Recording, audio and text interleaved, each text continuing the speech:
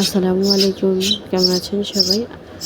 আশা করি যে যেখানে আছেন আলহামদুলিল্লাহ ভালো আছেন। আমিও ভালো আছি। আমি কুসুম, ঢাকা থেকে আছি। আমার চ্যানেল কুসুম কুকিং ব্লগ থেকে আজ আরও একটি নতুন ব্লগ ভিডিও দেখার আমন্ত্রণ জানাই সবাইকে। তো এই প্রচণ্ড গরমের মধ্যে খাওয়া-দাওয়া তো একেবারেই মনে হয় যে ভুলে যাওয়ার মতোই অবস্থা হয়।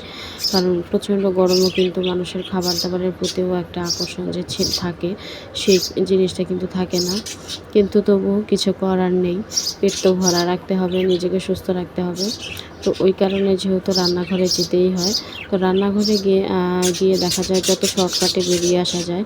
কারণ বাহিরে রোদের তাপটা যখন সম্পূর্ণ থাকে, তখন কিন্তু রান্নাঘরেও প্রচুর গরম থাকে। আর এই রোদ গরমে দেখা যায় রান্নাঘরে আগুনের পাশে দাঁড়িয়ে রান্না করাটাও খুব কষ্টের হয়।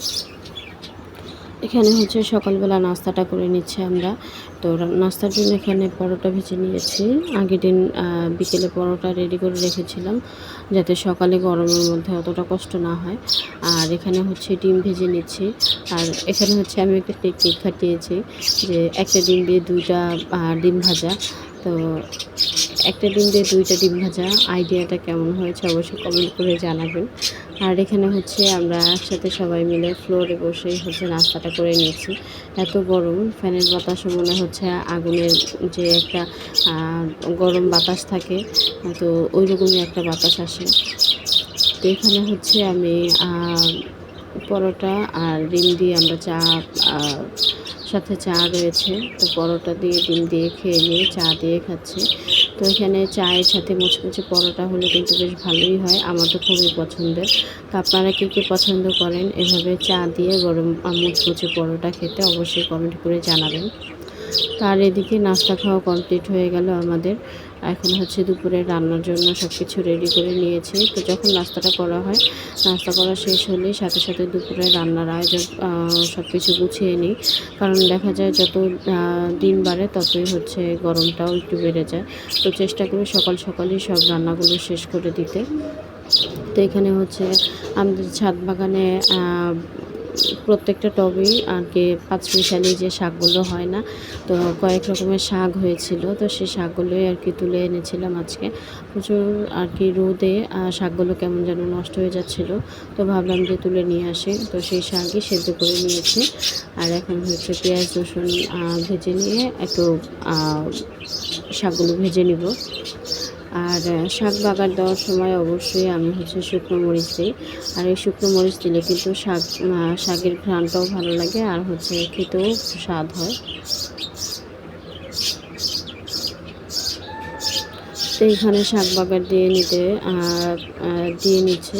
আর তার সাথে প্রতিদিনের মতো একটা রিকোয়েস্ট করে নিচ্ছে। আমার আজকের ভিডিওর কোথাও কোনো অংশ যদি আপনার কাছে একটু ভালো লাগে, অবশ্যই একটা লাইক দেবেন। আর যদি বেশি ভালো লাগে একটা কমেন্ট করে যাবেন। আর আজকে যারা প্রথমবার আমার চ্যানেলটি ভিজিট করছেন বা আমার এই ভিডিওটি দেখছেন, যদি কোথাও কোনো অংশ ভালো লেগে যায়, প্লিজ একটা লাইক দিয়ে যাবেন। আর যদি বেশি ভালো লাগে, নিয়মিত যদি আমার এই ভিডিওগুলো আপনারা দেখতে চান, তাহলে অবশ্যই আমার চ্যানেলটা সাবস্ক্রাইব করে পাশে থাকা বেল আইকনের অল অপশনটি সিলেক্ট করে রাখবেন। এতে করে নতুন কোনো ভিডিও দেওয়ার সাথে সাথে আপনি নোটিফিকেশন পেয়ে যাবেন, আর সময় বুঝে দেখে নিতে পারবেন। ইতিমধ্যে যারা আমার চ্যানেলটা সাবস্ক্রাইব করেছেন আর শুরু থেকে এখন অবধি আমার পাশেই আছেন, সবাইকে জানাই অসংখ্য অসংখ্য ধন্যবাদ। যেহেতু ভিডিও করি, ভুল ত্রুটি হতেই পারে, তো ভুল ত্রুটি ক্ষমা সুন্দর দৃষ্টিতে দেখবেন। আর আমি হচ্ছে যখন সকালবেলা ভয়েস দিই, তখন হচ্ছে আমার যে পাখিগুলো আছে, সে পাখিগুলো এতটা কিচিরমিচির করে, তা হচ্ছে আপনারা ব্যাক সাউন্ডে বুঝতে পারছেন। তো অবশ্যই ক্ষমা সুন্দর দৃষ্টিতে দেখবেন, কারণ বারান্দায় আসলেই মনে হয় যে পাখিগুলো দেখে আরও অতিরিক্ত একটু কিচিরমিচির করে। তার সাথে জুড়েছে চড়ুই পাখি। চড়ুই পাখির তো কোনো কথাই নেই। চড়ুই পাখি পুরো বারান্দা দখল করে আছে আমার বাসা তৈরি করে। তো যাই হোক, এখানে হচ্ছে আমি ফুলকপি দিয়ে মাছ রান্না করছি। তো এখানে মাছটা ভেজে নিলাম, আর এখানে রেগুলার যে মশলা হলুদ মরিচ ধনিয়া জিরা আদা রসুন দিয়ে হচ্ছে মশলাটাকে কষিয়ে নিয়েছি। আর এখন হচ্ছে একটা বড় আলু দিয়ে আলুটাকে একটু কষিয়ে নেব, যাতে সেদ্ধ হয়ে যায়। আর এদিকে হচ্ছে মাছটা একটু কড়া ভাজা করে নিয়েছি। তো এদিক থেকে হচ্ছে আলুটা কষানো হয়ে গেছে, প্রায় একটু নেড়ে নেব। আর এখানে হচ্ছে ফুলকপি দিয়ে দিলাম। ফুলকপিটা ফ্রোজেন করা ছিল শীতের সিজনে আর কি, যখন নতুন ফুলকপি ওঠে তখন হচ্ছে কিছু ফুলকপি আমি ফ্রোজেন করে রেখেছিলাম ডিপ ফ্রিজে। তো সেখান থেকে অল্প একটু বের করে নিয়ে মাছ দিয়ে রান্না করছি।